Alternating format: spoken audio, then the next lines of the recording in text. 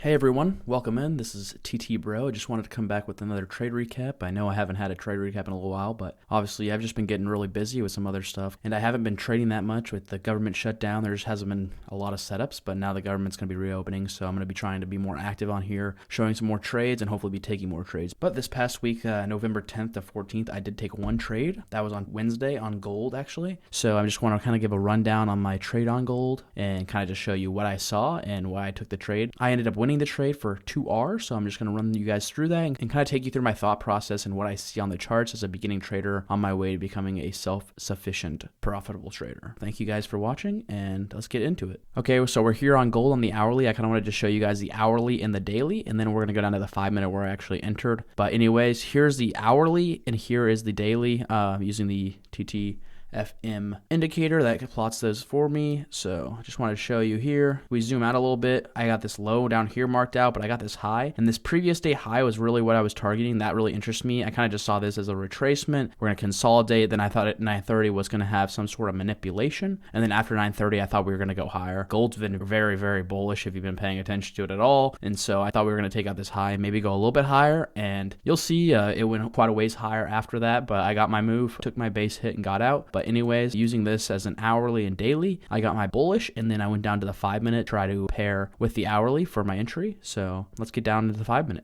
All right, like I said, I'm here on the 5-minute on micro gold futures, and you can see we have this C2 right here, takes out this low and then closes back into the range. So that'll be a C2 reversal, and then we're gonna have the C3 expansion. Obviously, when you have the C2 with the SMT, you could, if you really wanted to, enter here, but you can see there's consolidation. So obviously I'm not gonna enter right when there's the C2. You got the closure right at 8:30. So I was waiting for 9:30 to see how 9:30 reacted, and then was gonna look for an entry off that. All right, and then right here is 9:30. 9:30 actually comes into what would be considered the T spot. So you could have really entered here. I did not. I waited. Obviously, I'm not going to enter exactly at 9:30. I wanted to see a little bit more time play out. So kind of manipulated lower, got into this T spot, and then expanded higher. But I wanted to see a little bit more confirmation before I got into it. If I did get some sort of confirmation, I can use this as a swing low and use that as my where I would put my stop loss. Anyways, keep going.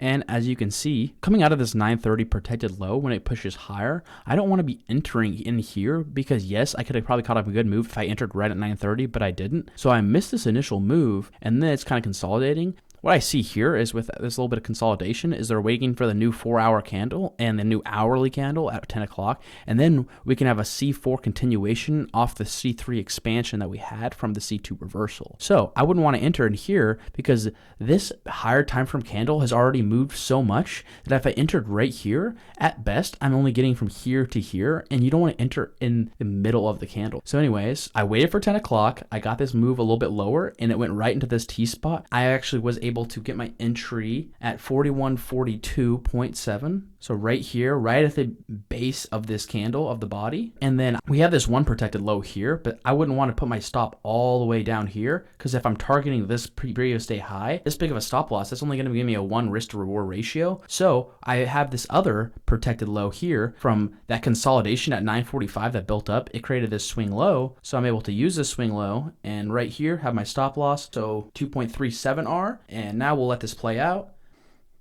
And almost immediately, I ended up closing right here, and it was about 10:10 when I closed out. So it was only a 10-minute trade, and it was only 3 candles. And if we go to the 15-minute chart, it was only one 15-minute candle that made the entire move. So if you look at this hourly, like I said, this already made a big enough move. So wait for that 10 o'clock candle, and then we can expand higher. Closed out here for my 2.37R, but if you zoom out and we watch, gold basically the rest of the day just kept on going higher. So yes, you can kind of look back and have a little bit of FOMO of, oh, I missed this huge move, but I also got 2.37R and was done trading in 10 minutes. Usually if a 9:30 already makes the move, I'm not trying to catch those late positions at 9:45, 9:50. I'm going to wait for that 10 o'clock candle to open because a lot of times you can get that open low high close or open high low close at that 10 o'clock candle because it's the beginning of the 4-hour and the hourly candle. So usually I will wait for 10 o'clock if I don't get my initial move right at 9:30 like I did here. And yes, I got 2.37R. Could have been a lot more, but that's a great day for me on Wednesday. It was my only trade, so 2.37R on the week. And yeah, that's my trade recap. If you guys have any questions, please leave them in the comments below, but I'm going to try to be making more videos and get these videos out for you guys more actively here on YouTube. If you can also follow me on Instagram and Twitter, I'm going to try to be a little more active on both of those as well.